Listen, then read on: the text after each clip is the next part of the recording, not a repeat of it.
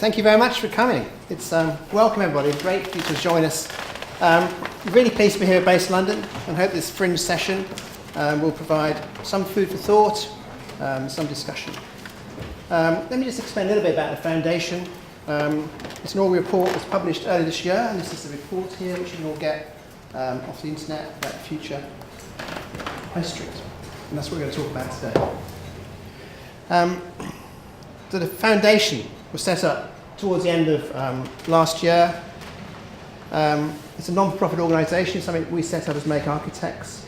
And the vision is to explore socio-economic, demographic, and technological factors that affect the way we live, the way we work, and impact on the spaces in which we live. So essentially it's an independent think tank of a diverse range of experts, 4 of which are here today. And its remit is to explore future challenges to the built environment and the way they shape the way that we live, work and spend our free time. They're challenging and engaging thinkers, as you'll probably find out in the next few moments, and experts in their fields from economics, from design, from arts, from culture, from education. And these are the 5 here today. Myself, Keith Clarke, John Prevc, Paul Swinney and James Bellini, who are part of the panel that have been set up. Today's session is focused on the recommendations and the key findings from this report. And it's got perspectives on living and learning and livelihoods in our communities. And we actually did a little flyer which came out around MIPIM time to talk about some of the recommendations of that report. We look at alternative solutions to the High Street. The High Street debate, as you'll find out, has all been tied up in retail, and we try to move the debate beyond that into other things. So my colleague John Prevc is going to sort of chair the meeting, and we can talk about the future of the High Street. John, thanks.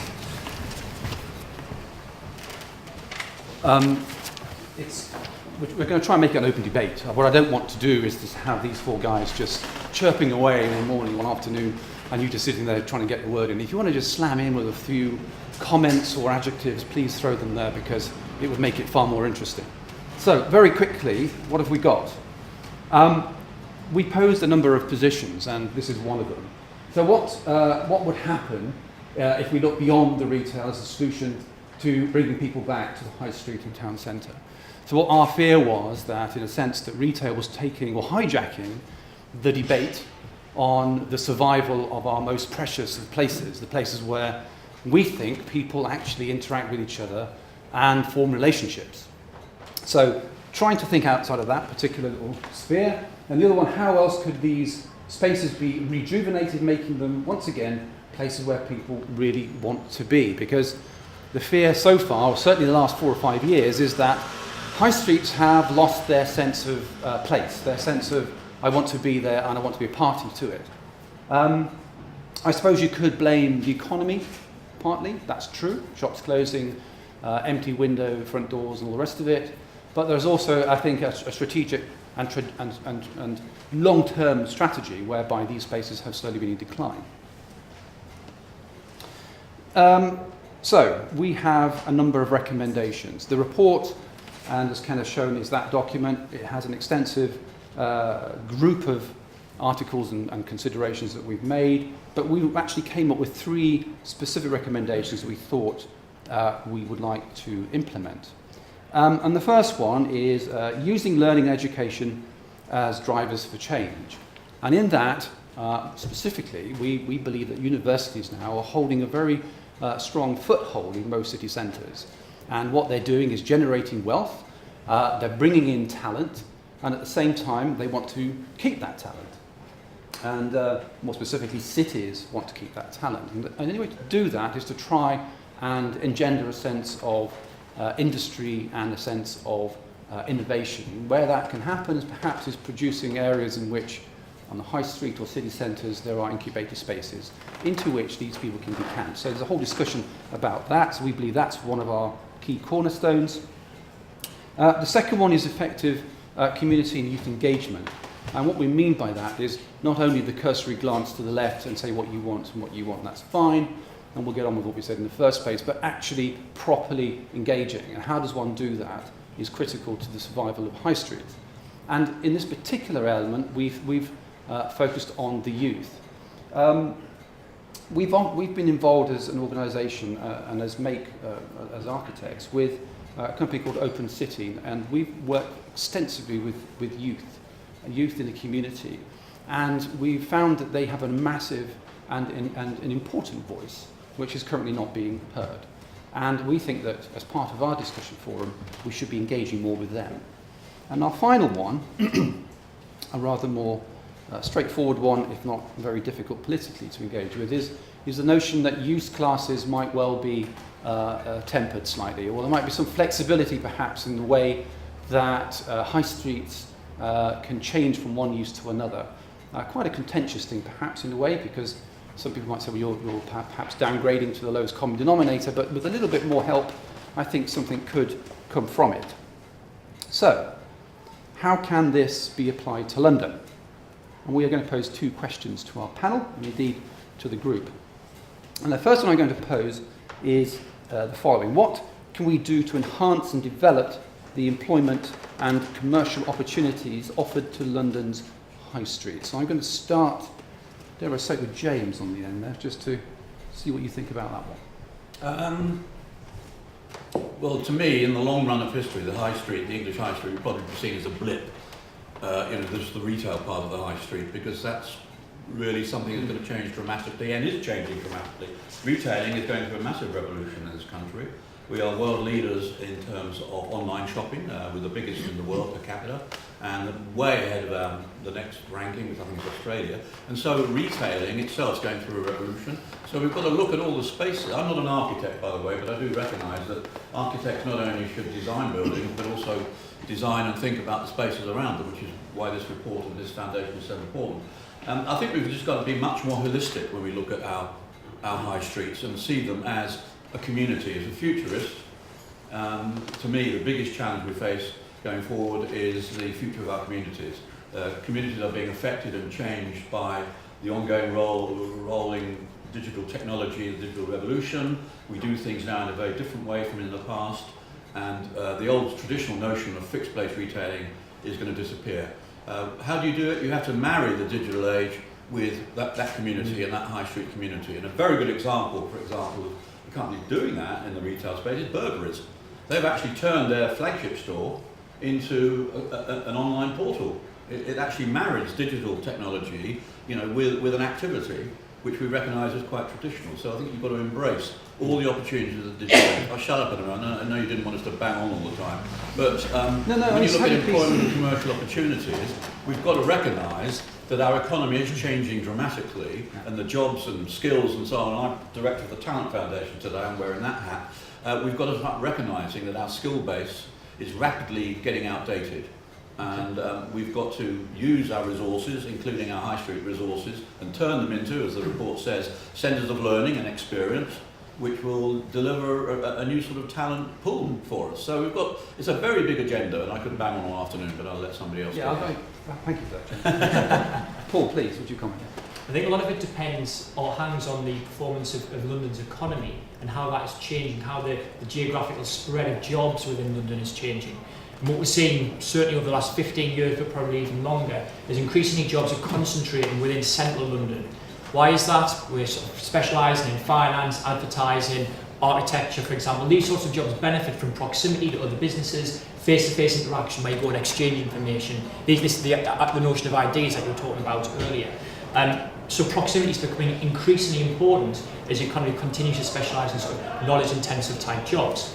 So what does that mean for the high streets of London? Well, first off, it means that Oxford Street and Regent Street continue to do as well as ever, because you've got incredible numbers of people coming into London 5 days a week to work. And on top of that, you've then got tourism and people living here and things like that. It's a huge critical mass of people coming into central London each day. They come in, the private sector goes, I might be able to afford a few things to those people. Lo and behold, actually retail benefits as a result. Outer London, it's a very different story. What Outer London is doing is effectively exporting workers into central London. The most important element of London's economy is its workers, its knowledge workers. And what that means, however, for its high street is that those people aren't on those high streets 9 to 5 Monday to Friday, because actually probably, you know, in the city where we are now, from 7 in the morning until 7 at night or something like that, the way that work patterns work in London. So they're not going to be there during the day, so you can't have this traditional retail model for them. I think for those sorts of places, it's more about, okay, well, when those people come back after work, what are they going to do? They're well paid. Are they then into thinking about, okay, well, the service type economy, it's about restaurants, it's about bars and things like that, and is that how they have to respond and understand what their role is relative, or what their relationship is with central London? Thank you, Paul. Keith?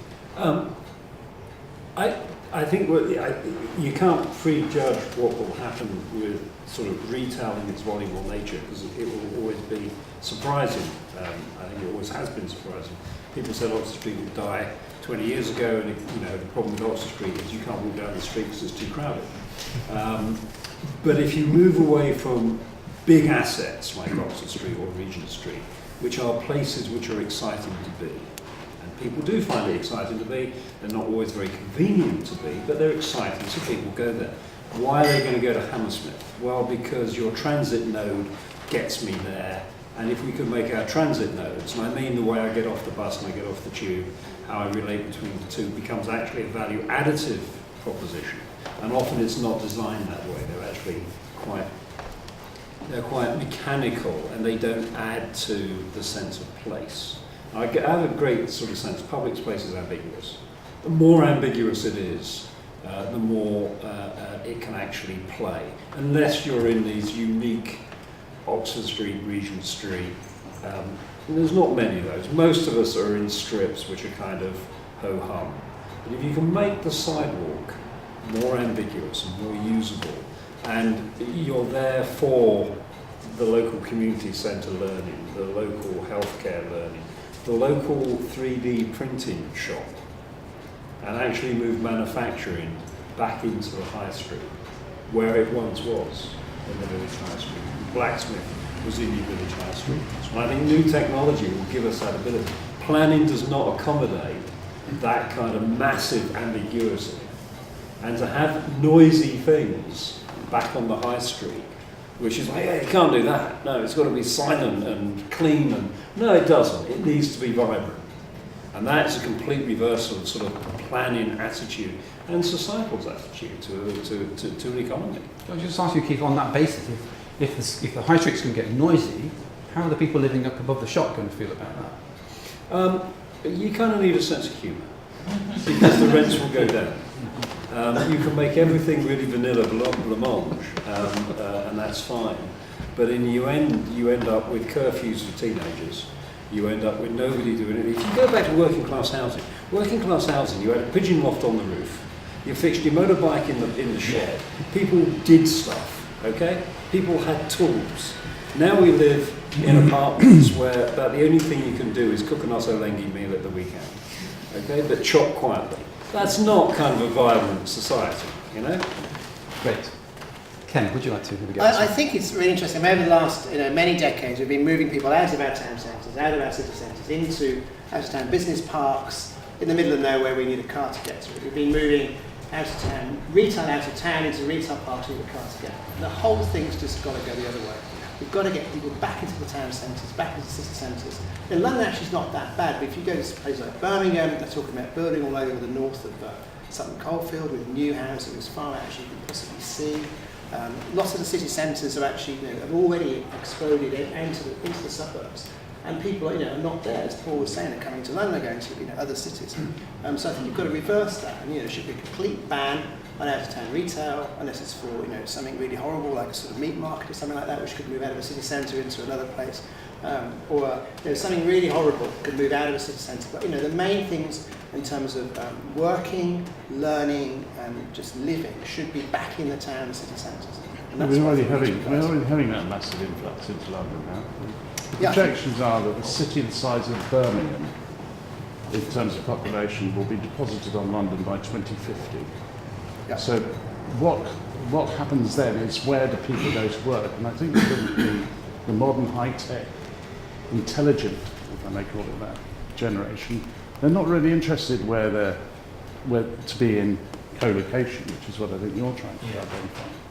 Because if you look at Shoreditch, for example, you've seen this massive influx over the last, 2-3 years? Yeah. It's changed out of all sight from where it was. And in fact, I think the rents they're paying in Shoreditch, I think Google and all the rest of the big boys going in to get close to the guys who do all the clever stuff. They're paying more than they pay in the city. So actually we're seeing that move back. And I have a view that you take the high street, if they're flexible, if they can go and sit wherever they want to sit, because they don't need to co-locate, because they can talk to each other on machines and telephones. That's where you'll see the high street change. You'll start seeing uses coming into the high street, which are, business uses where the workers go to the high street rather than go shopping, and therefore you'll get a high street which is 24/7, Yeah, I think that's rather than just open at 10, closed at 6. And it's dead for the rest of the time. So you're alluding to what essentially is third places. I mean, these are offices where actually the cafe is the office. Yeah. And I the think library it's is the more, office. a bit more edgy than that. If you look at Shoreditch, it's all quite edgy in terms of how it feels. And You can do your homework in the pub. exactly.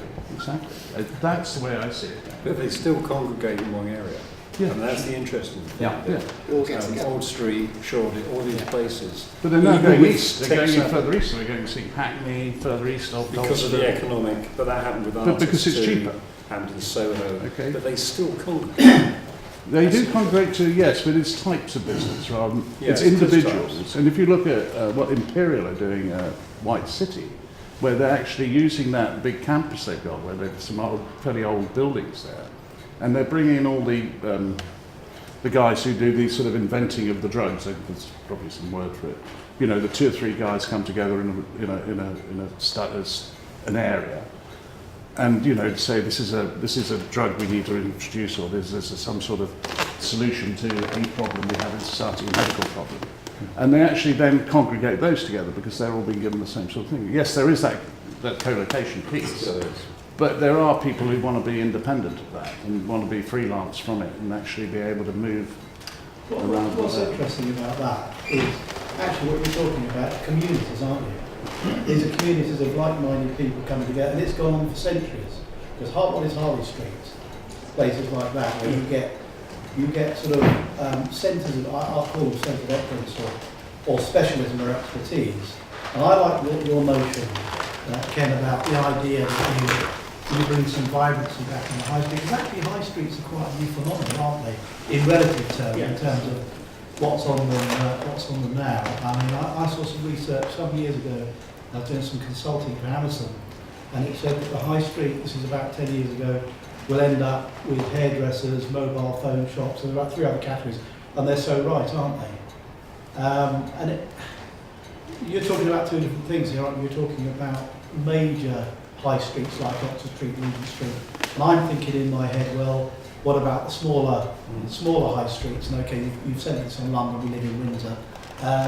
And there's a lot to, I mean, I suppose it's what do you do in those places can you help to create community, or do you just create an environment where, what comes first?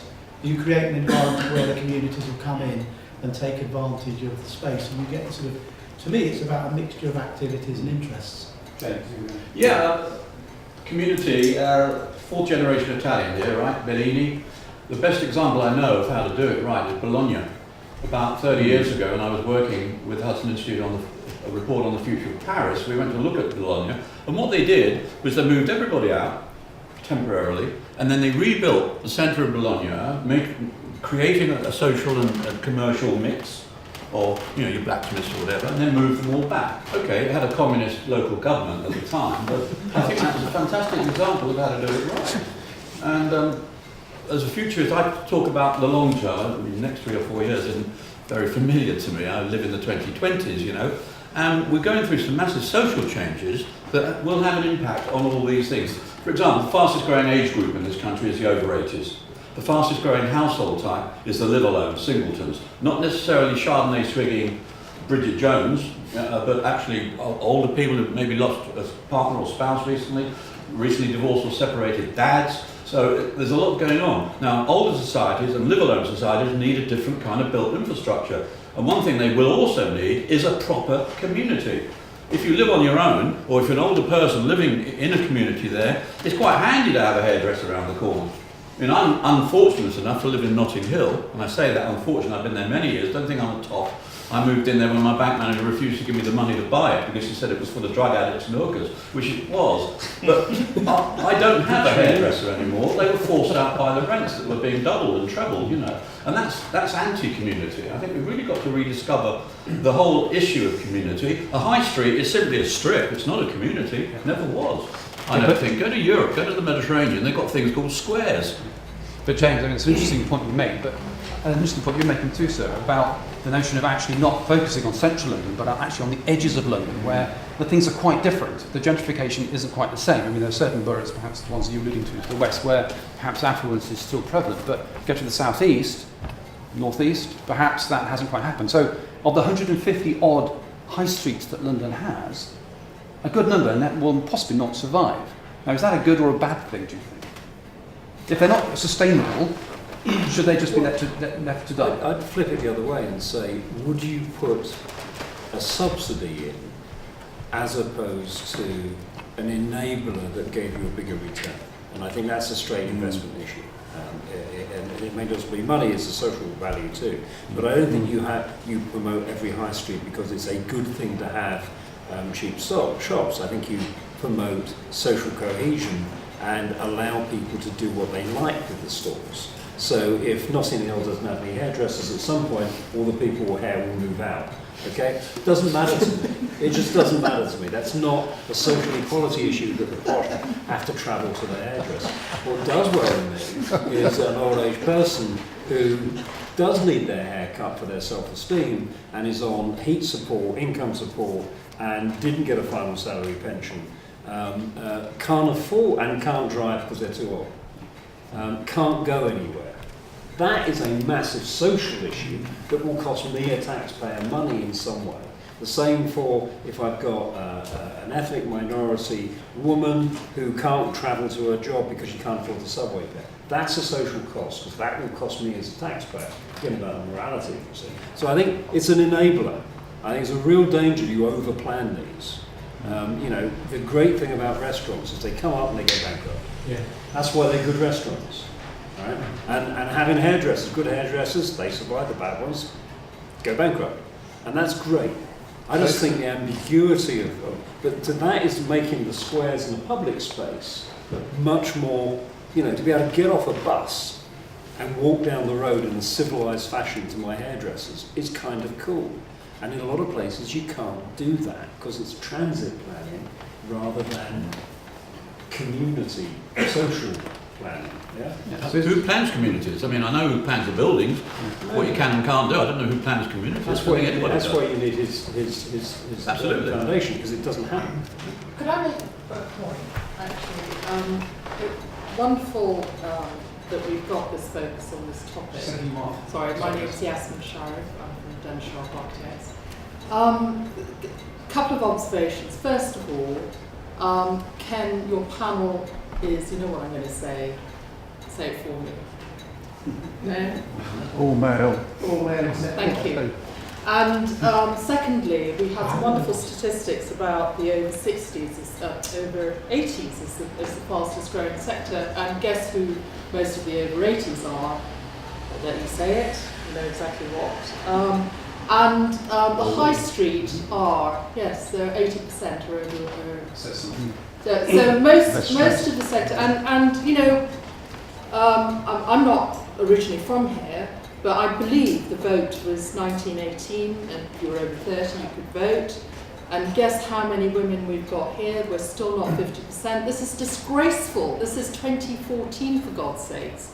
This is unacceptable. I won't tell you what the proportion is in my profession as an architect because I'm really embarrassed. But seriously, the high street is common ground.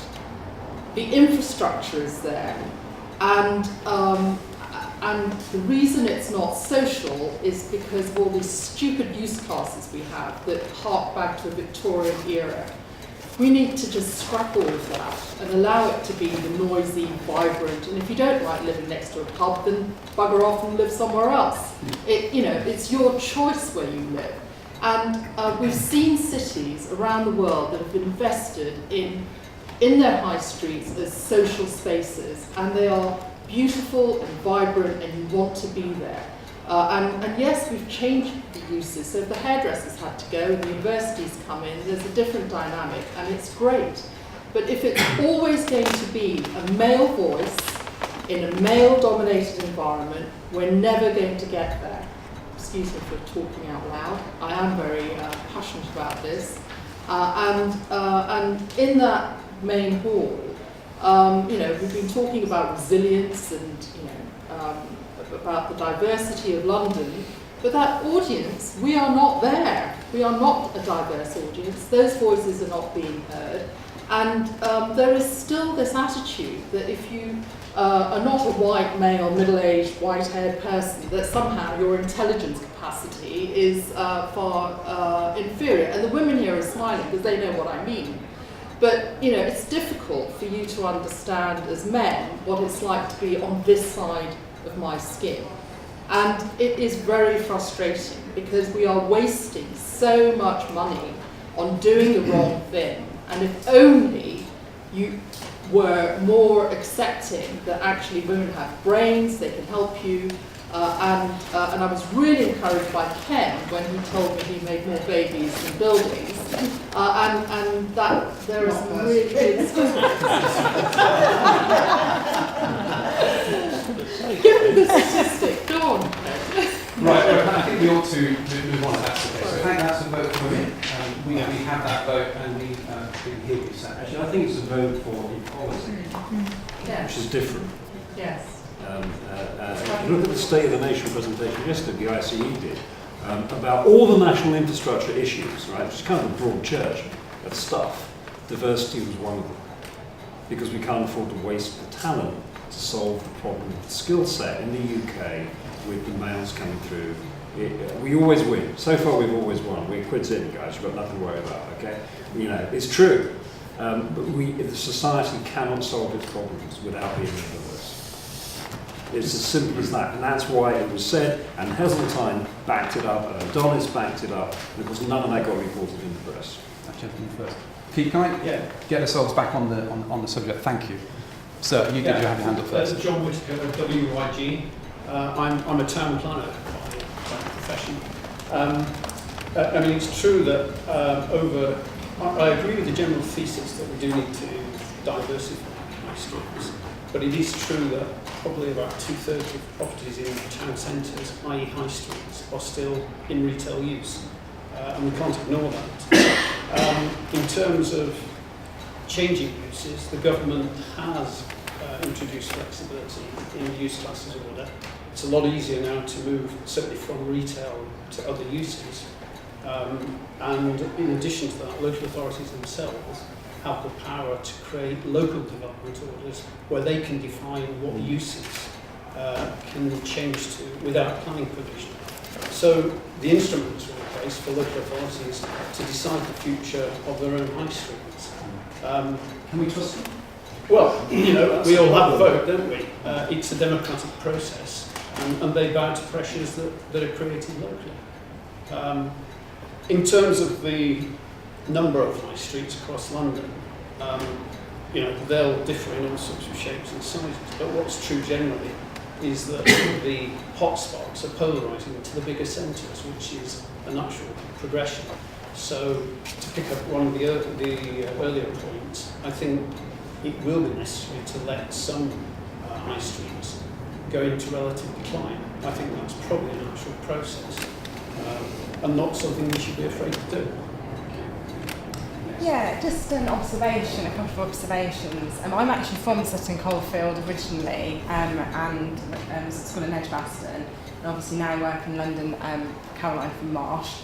And I think there's something about people who live and work in London that make them very comfortable about travelling quite long distances in order to get somewhere. So I would think nothing, for instance, of going to St Albans, have dinner with some friends, after work on a Thursday, and then travelling back to Highbury in Islington where I live, or travelling, 40 minutes to get to a hairdresser's.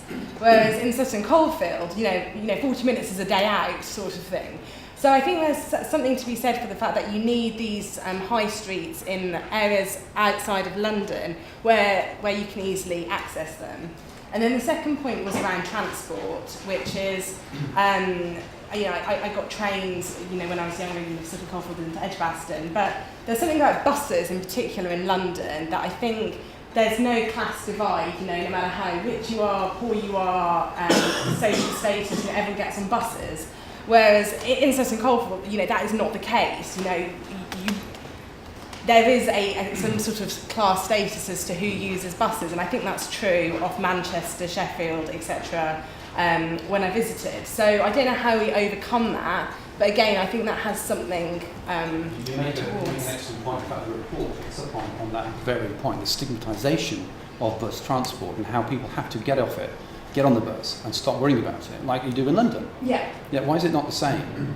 Where, in a sense, the tube, the bus are all democratised. And you get to the larger cities, and I mean substantially larger cities, and the bus is just not the thing you want to go onto. Yeah. Can I just ask this gentleman who's next? Darryl Chen, researcher at Hawkins Brown Architects. Out of town or shopping centres, I just want to get your thoughts on that.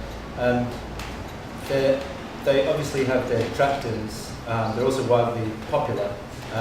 Places like Westfield are diversifying their offer and provide community, mixed price point kind of things. What can we learn from them? Well, I think the first thing to stress is that, again, I'm going to come back to this point about the geography of jobs. If there are 115,000 people commuting to central Manchester and central Leeds every day, then the high street is the most convenient place for them to shop. If you work in a place, let's say Preston or Wakefield, where an increasing number of jobs are going to out-of-town sites, you're on that site 9 till 5 Monday to Friday, you physically can't get to the high street, then the out-of-town shopping centre is the more convenient place for you to go and shop, and it's actually more efficient for the retailer as well, because it's much larger floor plates, you've got free parking, goods delivery sort of whenever you want, in and out, no problem. So I think that's the bigger issue. It's about, okay, well, where's the geography of jobs and what are you going to do about that, as opposed to sort of, okay, well, what can we learn from out-of-town shopping centres? Because they might well bring in those attractors, that's a good thing, but actually the bigger underlying cause is what's going on in the economy, sort of the spatial makeup of jobs, and I think that's the key challenge. If retail is seen as something that we want to sustain, or indeed community within a central heart, people have got to have the ability to be there. And if they're in their office cubicle or whatever, for 5 days a week, miles away from where that is, the physically can't happen. So you can put bunting up in the high street, or you can, attach your cinema or whatever. That's a good thing, but it's not going to have the turnaround that I think people hope that it will have.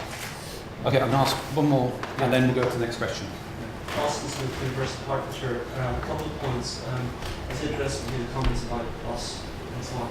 My own doctorate 30 years ago was about the image of the bus and these sorts of things. And this is not new phenomenon. But the essential thing is that in London, unlike other urban areas, effectively the car is constrained by the circumstance in which it operates. And that means that the car does not have the advantage over public transport it does in most other parts of the UK. People behave logically, rationally, and thus the difference in quality or level of service between using a bus and a private car outside London is like a different planet from within central London. Look at the travel behaviour in outer London. It's much more like those areas that we're talking about than it is central. And that's important consideration. I think on a more principal point, effectively town centres, high streets, whatever, they're all part of a matrix and they're all in competition with other locations. And the most important determinant of the competitiveness of any one location is its relative accessibility. So if you look at the places that are successful, you talked about Oxford Street and so on, look at where the transport system delivers people. Crossrail will reinforce the dominant position of Oxford Street, for instance. You don't get that critical accessibility advantage in places away from London. But you could. You could. You couldn't. How could you? Because the relative accessibility advantage. You can change your hierarchy of transport. And one of the reasons buses have, as I said, one of the ways we regulate, which is why we've had a decline in motor regional split outside of London, which have actually regulated and planned the buses in a different way.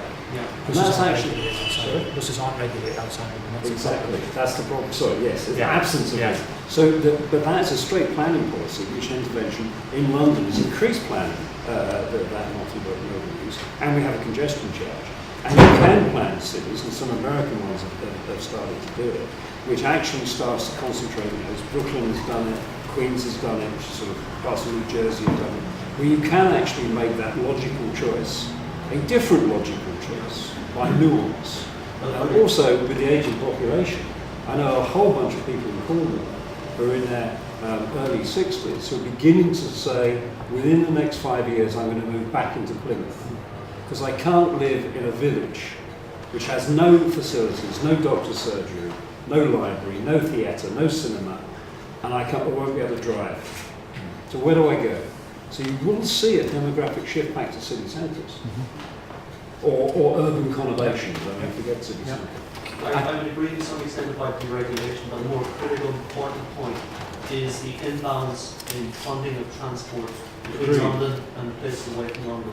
They're like two different countries. Yeah. So I think that transport is a huge issue. I think that's why we want to see sort of a transport for London style model, particularly in our other large cities, because the buses are deregulated. And one of the big things that TfL has got is that it does regulate the buses, so it says these are the routes, and it then goes and tenders. So you've got a coordinated system. That's not only the case in buses, actually, because TfL controls all of the transport nodes, even roads and traffic lights. All of that is much more coordinated than what it is elsewhere. That's a problem. Now, the reason why I have this democratisation, I think, of buses in particular, is because in London, first is the transport system works much better. And I think the second one is actually it's much more difficult to get into central London because of by car, which actually makes it much less appealing to travel by private transport, and reduces the benefits of private transport. So what's gone on is the balance has gone like that, and I think that's what's driven. Yeah, exactly. So I think that's why we see those patterns. Well, thank you for that. Great debate, and I'm glad everyone's joining in. I've just got one more question to ask the panel and to you as well, and it is on a slightly different tack. So how can we make the spaces better for us, ensuring the health and well-being of local communities and creating high streets that are resilient and will thrive in the future? So this is a focus on more the social issues, the well-being issues that high streets should offer all communities who live around them. May I offer Ken at the beginning of that one, please?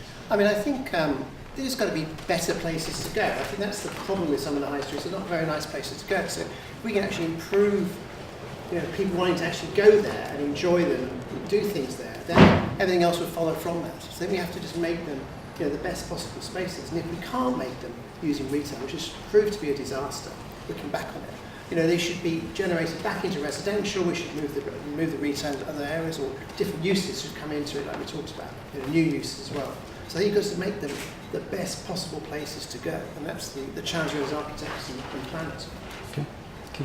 Electric cars.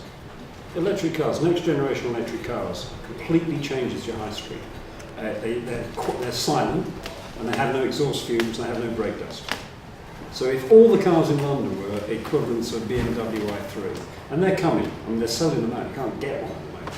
Within 5 years, your high street, we will be saying those buses are unacceptably polluting and noisy, and we'll end up with the third generation of hybrid buses. So suddenly high streets, instead of being deafening and smelly and giving my child asthma and probably cancer, which is the air quality, those air quality issues disappear, literally disappear.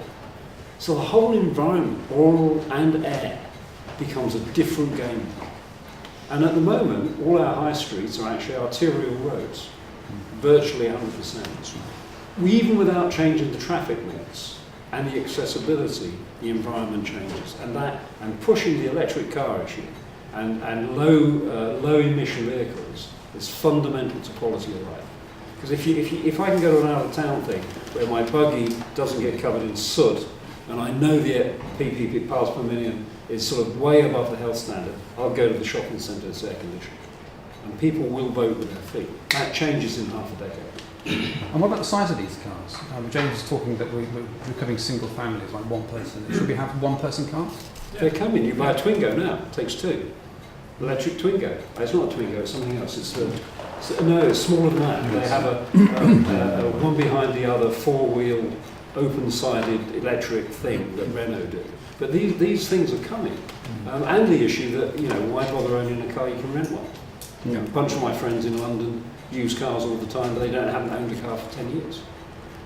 Except that, Boris said yesterday, or it was announced yesterday, that he's reached 3% of his target for electric cars. And that's exactly right. But look at this has been the most unbelievably fast revolution of technology I've seen ever. Okay, to go from petrol-given industry, which is pervasive through the world, through to hybrids, through to very efficient cars, through to electric that didn't work, to electric with range extenders. There are several iterations of technology. It's happened inside 10 years. And you're just on the cusp of that really changing the air quality and overall performance. So the next generation of i3s and the one beyond that, which will be here, and Audi have suddenly said, oh my God, we don't have those. They're now investing like crazy in the next generation. That's going to be there in a flash. It's not like mobile phones that happen in 6 months. So this is an industrial revolution. It's happened quicker than most things. Yeah. Happened quicker than steam to electric in trains.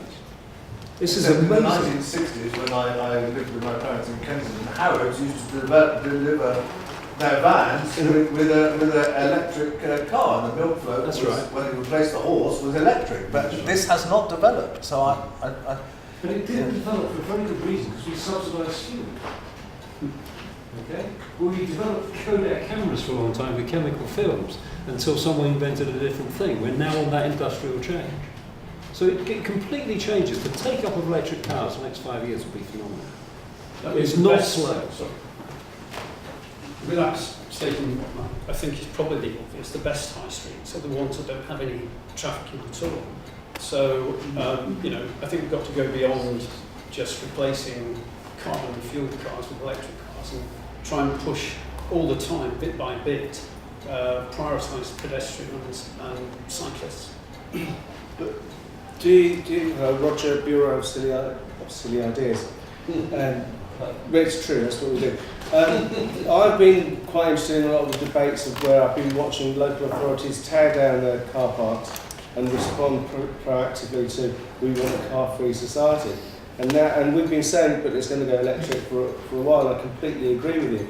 And I predict that there will be a reinstatement of the multi-storey car park where they've just knocked it down to deal with the car parking issue, so people can then walk into the pedestrianised, now car-free high street. I think there's a balance that we'll see as it evolves. And we'll wait for it. And then as to how you get people to engage in the high streets, I think it is all about the creation of communities and the maintenance of communities.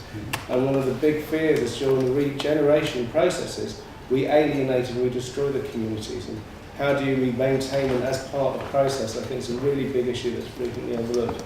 Yes, I mean, there's a whole case just in that one point you've made. But I'll just go back to Paul to give us a quick statement on this question. Yep, I think for me it's flexibility. If you're going back to the point earlier about use classes being out of date, I think having great flexibility and being able to change buildings quite rapidly in response to change, I think is a good thing. I think if city centres in particular are meant to be places of if ideas generation, again, experimentation, we should allow that to happen. And I think, while I don't necessarily agree with the blacksmith's point, I think there's still an element there of, having that flexibility in creation of new ideas and trying something new in a way that I think happens to some extent within London. It's quite interesting when you have, say, markets popping up on the South Bank and things like that, and flexibility of use of space. One day it's doing this, the next day it's doing something else. I don't think you really get that elsewhere in the UK, and I think being able to try and encourage that sort of thing would be a good thing. Okay, James. Just picking up on the word resilient there, and with my longer term hat on briefly, we've got to start thinking of cities as self-sufficient, much more self-sufficient than we've made them in the past 150 years. One area, for example, in the longer term, is I'm absolutely convinced that we'll grow growing proportions of our food in cities. The future of agriculture for me is up. Vertical farms. People think it's all Mickey Mouse Star Trek stuff, but they're already doing it in many places. What a wonderful use for all those empty multi-storey car parks. You can be growing lettuce there, tomatoes and all the rest of it. So I think it's got to be much more self-sufficient, not simply a city or a high street is a place where you go to work or you go to shop. I think it's a pretty primitive kind of view. Final point, we are now an urban world. I know for different reasons, because people mentioned people moving from the countryside into, say, Plymouth or Bristol because of the amenities.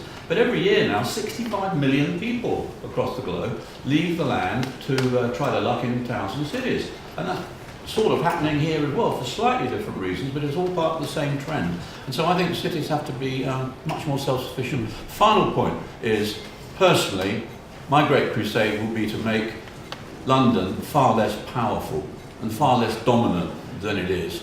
I mean, if Nigel Farage gets his way at some point in the future, London and the South East could easily secede from the rest of Britain and be the richest region in Europe. It already is.